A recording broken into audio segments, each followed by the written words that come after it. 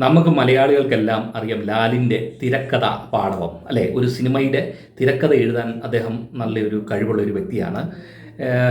In Hariharan Nagar, to Hariharan Nagar, Ramji Rao speaking, അവസാനമായിട്ട് എനിക്ക് തോന്നുന്നത് ദിലീപുമായിട്ട് കിങ് ലയർ അദ്ദേഹത്തിൻ്റെ സ്വഭാവം തന്നെ എഴുതി വെച്ചിരിക്കുന്നു എന്നാണ് എനിക്ക് തോന്നുന്നത്. പക്ഷെങ്കിൽ എനിക്ക് തോന്നുന്നത് ഈ നടി ആക്രമിക്കപ്പെട്ട കേസിൻ്റെ തിരക്കഥ അദ്ദേഹത്തിന് പാളിച്ച പറ്റിയിരിക്കുന്നു എന്നാണ് എനിക്ക് തോന്നുന്നത്. അത് സത്യമായ കോടതി നീതിപീഠത്തിൻ്റെ മുന്നിൽ തെളിഞ്ഞിരിക്കുന്നു എന്നുള്ളതാണ് എനിക്ക് പറയാനുള്ളത്.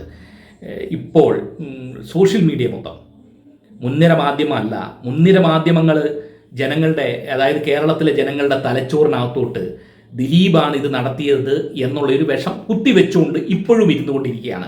പ്രത്യേകിച്ചും ഈ റിപ്പോർട്ടർ ചാനലിൻ്റെ മുട്ടയൊക്കെ അഘോരാത്രം പണിയെടുക്കുകയാണ്. ദിലീപ് തന്നെയാണ് ഇപ്പോഴും ഇതിൻ്റെ പുറകിൽ നിന്നത് എന്നുള്ളത്. പക്ഷെങ്കിൽ സോഷ്യൽ മീഡിയ മൊത്തം തെളിവുകളുടെ, അതായത് ജഡ്ജിമെൻറ്റിൻ്റെ അടിസ്ഥാനത്തിൽ ഇതിൻ്റെ യഥാർത്ഥ ഒരു ഗൂഢാലോചനക്കാരനെ കണ്ടെത്തിയിരിക്കുന്നു എന്നുള്ളതാണ് എനിക്ക് പറയാനുള്ളത്. നമുക്ക് ഒരു 3 കാര്യങ്ങൾ, ഞാൻ ഈ ജഡ്ജിമെൻറ്റ് വായിച്ചപ്പോൾ എനിക്ക് തോന്നിയ 3 സംശയങ്ങളാണ് ഞാൻ നിങ്ങളോട് പങ്കുവയ്ക്കാൻ ഉദ്ദേശിക്കുന്നത്. അതിനകത്ത് ആദ്യം ലാല് പറയുന്ന ഒരു വീഡിയോ നമുക്ക് കാണാം. അതായത് ലാലിൻ്റെ എക്സ്പ്ലനേഷൻ. ഒരു 6 ദിവസം മുമ്പ് ദിലീപിനെ വെറുതെ വിട്ടപ്പോൾ ലാല് മനോരമയ്ക്ക് കൊടുത്ത ഒരു ഇൻ്റർവ്യൂ ആണ്. ഞാനന്ന് ശരിക്കും സംഭവിച്ചത് എന്താണെന്ന് വെച്ച് കഴിഞ്ഞാൽ, ഞങ്ങൾ ഇവിടെ തന്നെ ഞാനും തോമസ് സാറും കൂടെ അവിടെ സംസാരിച്ചുകൊണ്ട് നിൽക്കുമ്പോൾ ഈ കസേരയിൽ ഇവിടെ മാർട്ടിൻ ഇരിപ്പുണ്ടായിരുന്നു. അപ്പോൾ അവനന്ന് അവിടെ കാറിൽ വെച്ചിട്ട് ആരൊക്കെ ഉപദ്രവിച്ചു എന്നൊക്കെ പറഞ്ഞു. അപ്പോൾ അവൻ വയറ് പൊത്തിപ്പിടിച്ചിട്ട് ഇങ്ങനെ വളഞ്ഞ് ഭയങ്കര പെയിൻ പോലെ ഇങ്ങനെ വയ്യാത്ത പോലെയൊക്കെ കാണിക്കുന്നുണ്ട്. എനിക്ക് ആദ്യം അത് അത്ര ശരിയായിട്ട് എനിക്കെന്തോ അവനിലൊരു സംശയത്തിൻ്റെ ഇങ്ങനെ തോന്നിയായിരുന്നു. അപ്പോൾ അതിനിടയ്ക്കാണ് പി.ടി. തോമസ് സാറ് വന്നിട്ട് എൻ്റെ അടുത്ത് പറഞ്ഞു, അദ്ദേഹത്തിനെ കണ്ടപ്പോൾ സഹിക്കാൻ പറ്റാനായിട്ടായിരിക്കണം എന്നിട്ട് പറഞ്ഞത്, ലാലെ ആ ഡ്രൈവർ അവന് തീരെ വയ്യാന്ന് തോന്നുന്നു, അവനൊന്ന് ഹോസ്പിറ്റലിലേക്ക് എത്തിച്ചാലോ എന്ന് ചോദിച്ചു. അപ്പോൾ ഞാൻ പറഞ്ഞില്ല സാറേ, അത് എനിക്ക് അവൻ്റെ ഡൗട്ടുണ്ട്, എന്തോ ഒരു അഭിനയമായിട്ട് എനിക്ക് തോന്നുന്നുണ്ട് എന്ന് പറഞ്ഞു. അപ്പോൾ സാറും എന്നാൽ കുഴപ്പമില്ല. അതിപ്പോൾ ഞാനത് പറഞ്ഞത് അതായത് ലാല് പറഞ്ഞത്, ഈ നടിയെ കൊണ്ട് വീട്ടിൽ വിട്ടതിന് ശേഷം മാർട്ടിൻ അദ്ദേഹത്തിൻ്റെ സിറ്റ് ഔട്ടിൽ അവശ നിലയിൽ കിടക്കുകയായിരുന്നു. വയറൊക്കെ തിരുമ്മിക്കൊണ്ട് കിടക്കുകയാണ്, തീർത്തും അവശ നിലയിൽ കിടക്കുകയാണ്. അപ്പോൾ പി.ടി. തോമസ് സാറ് പറയുന്നു അദ്ദേഹത്തിനെ ആശുപത്രി കൊണ്ടുപോകണം, അദ്ദേഹത്തിന് ഇച്ചിരി മേലാഴികയുണ്ട്. അപ്പോൾ ലാല് പറയുന്നു ഇല്ല അവൻ്റെ അഭിനയമാണെന്ന് പറയുന്നു. പക്ഷെങ്കിൽ നിങ്ങൾ ജഡ്ജിമെൻറ്റ് വായിക്കുകയാണെങ്കിൽ അതിനകത്ത് ഇദ്ദേഹം പോലീസിന് കൊടുത്ത മൊഴി നമുക്കൊന്ന് വായിക്കാം. ജഡ്ജിമെൻറ്റിനകത്ത് പ്രൈം വിറ്റ്നസ് 5 ആയിട്ട് വരും ലാല്. പ്രൈം വിറ്റ്നസ് 8 ഇദ്ദേഹത്തിൻ്റെ 6 വർഷമായിട്ടുള്ള ഡ്രൈവർ സുജിത്താണ്. അപ്പോൾ ഇവർ രണ്ടും കൊടുത്ത മൊഴി എന്താണെന്ന് നമുക്കൊന്ന് വായിച്ചു നോക്കാം. Page number 214 219. അതായത് ഇൻഡെക്സ് നോക്കിക്കഴിയുമ്പോൾ 17ാമത്തെ chapter, destruction of sim of accused 2, അതായത് മാർട്ടിൻ്റെ സിമ്മ് കളഞ്ഞ ചരിത്രം, അതാണ് അതിൻ്റെ ചാപ്റ്റർ. അതിനകത്ത് 214 219 പേജ് നമ്മളൊന്ന് വായിച്ചു കഴിഞ്ഞാൽ, ഞാൻ വായിച്ച് കേൾപ്പിക്കാം. ഇതാണ് അതിനകത്ത് എഴുതിയിരിക്കുന്നത്. 214 പറഞ്ഞിരിക്കുന്നത്, ഹവോവർ PW5 എൻക്വയർഡ് ടു PW8, അതായത് ലാലിൻ്റെ ഡ്രൈവറോട് ചോദിച്ചു about the driver who brought PW1. PW1 എന്ന് പറഞ്ഞാൽ അതിജീവനെ കൊണ്ടുവന്ന ഡ്രൈവർ, അതായത് മാർട്ടിനെ പറ്റി. And at that time accused number 2, അതായത് Martin, was scene moving out from the resident of PW5. അതായത് ലാലിൻ്റെ വീടിൻ്റെ വെളിയിലേക്ക് എളുപ്പമെന്ന് അദ്ദേഹം മാർട്ടിൻ ഓടിപ്പോകുന്നതാണ് ഇവർ രണ്ടും കണ്ടത്. PW8 brought him back and he was constrained to remain at the residence of PW5. അതായത് driver Sujith പുറകെ ഓടി മാർട്ടിനെ പിടിച്ച് കൺസ്ട്രെയിൻ ചെയ്ത് പിടിച്ച് ലാലിൻ്റെ വീട്ടിൽ തന്നെ ഇരുത്തി. PW8 brought him back and he was constrained to remain at the residence of PW5. അത് പറയുന്നത്, അതായത് നടിയെ ഇറക്കി വിട്ടിട്ട് ഒറ്റ ഓട്ടം വീടിൻ്റെ വെളിയിൽ ഓടി ഡ്രൈവർ സുജിത്ത് പോയി പിടിച്ചുകൊണ്ട് വരുമായിരുന്നു മാർട്ടിനെ എന്നാണ് പറയുന്നത്. അതുപോലെ തന്നെ 219 പേജിൽ ഇദ്ദേഹം പറയുന്നുണ്ട് both PW5 and PW8 categorically dispose that he attempt to leave the residence of PW5 immediately after dropping PW1. അതായത് ഈ പറയുന്നതും ലാലിൻ്റെ ഡ്രൈവർ പറയുന്നതും ഈ നടിയെ അല്ലെങ്കിൽ അതിജീവനെ ലാലിൻ്റെ വീട്ടിൽ കൊണ്ടുവിട്ടിട്ട് യവൻ ഓടുകയായിരുന്നു വീടിൻ്റെ വെളിയിൽ. ഡ്രൈവർ സുജിത്ത് PW8 ഓടിച്ചെന്ന് പുറകെ പോയി പിടിച്ചുകൊണ്ട് വരികയാണെന്നാണ് പറയുന്നത്. അപ്പോൾ ഇത് മാധ്യമത്തിൻ്റെ മുമ്പിൽ പറഞ്ഞത് ബഹുമാനപ്പെട്ട കോടതിയുടെ മുമ്പിൽ പറഞ്ഞിട്ടില്ല.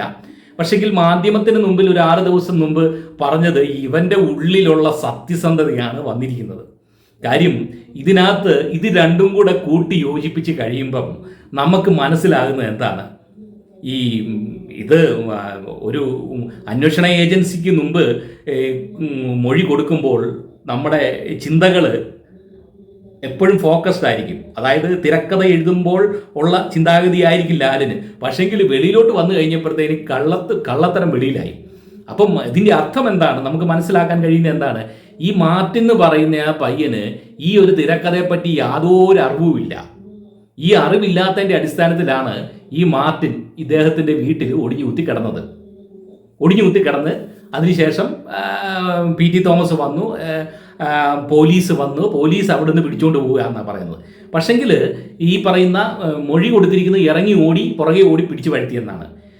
ഇതിനകത്തൊരു വൈരുദ്ധ്യമുണ്ട്.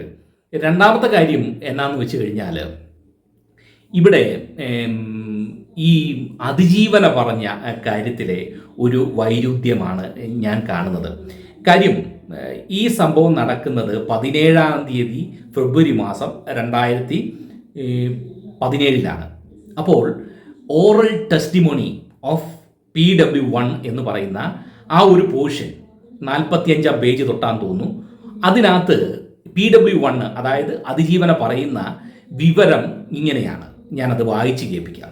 അതിനകത്ത് 46-ാമത്തെ പേജ് വായിച്ചു നോക്കിയാൽ അതായത് ഓറൽ ടെസ്റ്റിമോണി ഓഫ് PW1-ന്റെ 46-ാമത്തെ പേജ് ജഡ്ജിമെൻറ്റിനെ വായിച്ച് നോക്കിക്കഴിഞ്ഞാൽ നമുക്ക് മനസ്സിലാകും. അതായത് PW47 who is the executive producer informed PW1 that the shooting of promo song can be done on 19/2/2017 and asked her to come over to Kochi for that. It was informed someday prior to 19/2/2019. She decided to attend the promo song and also to visit the residence of PW7 Remya Nambishan, her friend, on 17/2/2017. She informed PW47 for arranging a vehicle to come down to Ernakulam on 17/2/2017. അതായത് ഇതിനകത്ത് പുള്ളിക്കാരത്തി കൊടുത്തിരിക്കുന്ന അതിജീവന കൊടുത്തിരിക്കുന്ന മൊഴി എന്താണ്, ഒരു 19-ാം തീയതിക്ക് 2-3 ദിവസം മുമ്പ് PW47 അതായത് ഹണിബിയിലെ എക്സിക്യൂട്ടീവ് പ്രൊഡ്യൂസർ അതിജീവനെ വിളിച്ച് പറയുകയാണ് 19-ാം തീയതി ഈ പ്രൊമോ ഷൂട്ടുണ്ട്, നിങ്ങൾ വരണം എന്ന് പറയുന്നു. അപ്പോൾ അതിജീവന പറയുന്നു ഓക്കെ ഞാൻ വരാം. അപ്പോൾ എനിക്ക് എൻ്റെ കൂട്ടുകാരിയായ രമ്യ നമ്പീശൻ അതായത് PW7 അദ്ദേഹത്തിൻ്റെ വീട്ടിലേക്ക് വരേണ്ടതുണ്ട്, അതുകൊണ്ട് നിങ്ങൾ 17-ാം തീയതി ഒരു വണ്ടി അയക്ക് എന്നാണ് പറഞ്ഞിരിക്കുന്നത്.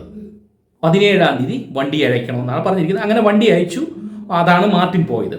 പക്ഷേ ഇത് അതിജീവനയുടെ മൊഴിയാണ്. 19-ാം തീയതിക്ക് 2-3 ദിവസം മുമ്പ് എക്സിക്യൂട്ടീവ് പ്രൊഡ്യൂസർ വിളിക്കുന്നു, 19-ാം തീയതി പ്രൊമോ ഷൂട്ടുണ്ട്, എന്നാൽ 19-ാം തീയതി പ്രൊമോ ഷൂട്ടുണ്ട്, നിങ്ങൾ വരണം. അപ്പോൾ അതിജീവന പറയുന്നു 17-ാം തീയതി ഞാൻ വരും, എൻ്റെ കൂട്ടുകാരി രമ്യ നമ്പീശൻ്റെ വീട്ടിൽ പോകണം, അപ്പോൾ വണ്ടി അയക്കണമെന്ന്. മറിച്ച് നിങ്ങൾ ഈ ചാപ്റ്റർ ഒന്ന് വായിച്ച് നോക്കണം. ജഡ്ജിമെൻറ്റിൻ്റെ ഏത് ചാപ്റ്ററാണെന്ന് ഞാൻ പറയാം, പേജ് സഹിതം ഞാൻ പറഞ്ഞുതരാം. Chapter 12 evidence regarding securing of material object 12 tempo traveller evidence regarding securing of MO12 അതായത് മെറ്റീരിയൽ ഒബ്ജക്റ്റ് ടെമ്പോ ട്രാവലർ. അതിനകത്ത് 101-ാമത്തെ പേജ് നിങ്ങൾ വായിക്കണം. അതിനകത്ത് പറഞ്ഞിരിക്കുന്ന മൊഴി എന്താണെന്ന്. പ്രൊമോ ഷൂട്ട് 19-ൽ നിന്നും 17-ലേക്ക് മാറിയിരിക്കുന്നു. 19 നിന്ന് 17 മാറിയിരിക്കുന്നു. ഒന്ന് നിങ്ങളൊരു കാര്യം മനസ്സിലാക്കണം, അത് ഞാൻ വായിച്ചു കേൾപ്പിക്കാം. Prosecution alleged that on 16/2/2017 PW1 informed PW47, അതായത് അതിജീവനെ അങ്ങോട്ട് പറഞ്ഞു 47-നെ, the executive producer of Honey Bee 2 about her plan to travel to Ernakulam 17/2/2017 to attend the promo shooting. അപ്പം പ്രമോ ഷൂട്ടിങ് ഈ പറയുന്ന 19 നിന്നും 17 ആക്കിയിരിക്കുന്നു. അപ്പം ഈ 2 ദിവസത്തെ ഒരു വ്യത്യാസം എന്ന് പറഞ്ഞു കഴിഞ്ഞാൽ ഇവർ തമ്മിലുള്ള ഒരു തിരക്കഥയുടെയും സംഭാഷണത്തിൻ്റെയും അടിസ്ഥാനമാക്കിയാണ് ഇത് നടന്നിരിക്കുന്നതാണ് എനിക്ക് തോന്നുന്നത്. കാര്യം 19-ാം തീയതി തന്നെ ഈ പ്രമോ ഷൂട്ട് നടന്നു. ആ പ്രമോ ഷൂട്ടിൻ്റെ ചെലവും കാര്യങ്ങളും ഒന്നും ഈ ഒരു സമ്പ്രദായം, ഈ ഒരു കേസും കൊണ്ട് ബാധിക്കരുത്. അത് അതിൻ്റെ രീതി പോകണം. അതുകൊണ്ടാണ് 17-ാം തീയതി ഇങ്ങനെ ഒരു പ്രോജക്റ്റ് വെച്ച്, ഇങ്ങനെ ഒരു സമ്പ്രദായം വെച്ച് ഒന്നുമല്ലാത്ത ദിലീപിനെ ഇതിനകത്ത് കയറ്റുക. ഇതിനകത്ത് ഏറ്റവും രസം, ആ ചാപ്റ്റർ 12 നിങ്ങൾ മൊത്തം വായിച്ചു കഴിഞ്ഞാൽ തികച്ചും നമ്മൾ വണ്ടടിച്ചു പോകും ഈ ദിലീപ് എങ്ങനെയാണ് ഇതിനകത്ത് വന്നതെന്ന്. കാര്യം ഈ ഹണീബിക്കകത്തെ ഡ്രൈവർമാരാണ് ഈ പറയുന്ന പൾസർ സുനിയ, അക്യൂസ്ഡ് 3, 4, 5, ഇതെല്ലാം ഹണീബിക്കകത്തുള്ള ജോലിക്കാരാണ്, അവരുടെ ലാൽ ക്രിയേഷനിൽ പണിയെടുക്കുന്ന ആൾക്കാരാണ്. ഇതെല്ലാം പോരാഞ്ഞിട്ട് ലാൽ ക്രിയേഷൻ ഷൂട്ടിങ്ങിന് വേണ്ടി എടുത്ത ടെമ്പോ ട്രാവലറുണ്ട് കടമെടുത്തത്. അതായത് ആ ലാലിൻ്റെ കമ്പനി കടമെടുത്തിട്ട് അതേ കൊണ്ടുപോയി പരിപാടികളെല്ലാം ഈ ഇത്രയും ക്രിമിനൽ ഒഫൻസ് നടത്തിയിട്ട് ഈ ദേശത്തൊന്നും ഇല്ലാത്ത ഒരു മനുഷ്യൻ്റെ പേര് ഈ ക്രിമിനലിനെ കൊണ്ട് പറയിപ്പിക്കുക. നിങ്ങളൊരു കാര്യം മനസ്സിലാക്കണം, ഈ ചാപ്റ്റർ വായിക്കുമ്പോൾ അതിനകത്ത് ഈ മാർട്ടിൻ വീട്ടിൽ ചെല്ലുമ്പോഴത്തേക്കിന് മാർട്ടിൻ ഈ സിം ഒടിച്ച് ലാലിൻ്റെ വീട്ടിലെ ഒരു ഔട്ട് ഹൗസിലെ ക്ലോസറ്റിൽ ഇടുക എന്നാണ് പറയുന്നത്. എൻ്റെ സംശയം, ഇങ്ങനെ അവന് ഈ സിം ഒടിച്ച് കളയാനാണെങ്കിൽ അവൻ ഡ്രൈവ് ചെയ്ത് വരുന്ന സമയത്ത് ഈ അതിജീവനെ വീട്ടിലെത്തിക്കുന്നതിന് മുമ്പ് ഒടിച്ച് കളയാമായിരുന്നല്ലോ. അതുപോലെ തന്നെ ദിലീപുമായിട്ട് യാതൊരു ബന്ധവുമില്ല. എല്ലാവിധ ആൾക്കാരും ലാലിൻ്റെ കീഴിലുള്ള ജോലിക്കാരാണ്. അവരാണ്, അവരുടെ വർഷങ്ങളായിട്ടുള്ള കമ്പനിയാണ് ഈ പൾസർ സുനിയും കാര്യങ്ങളും ഒക്കെ. അപ്പോൾ അവൻ പറഞ്ഞതിൻ്റെ അടിസ്ഥാനത്തിലാണ് ഒരു നിരപരാധിയായിട്ടുള്ള ദിലീപിനെ ഇത്രയും നാൾ ക്രൂശിച്ചത്.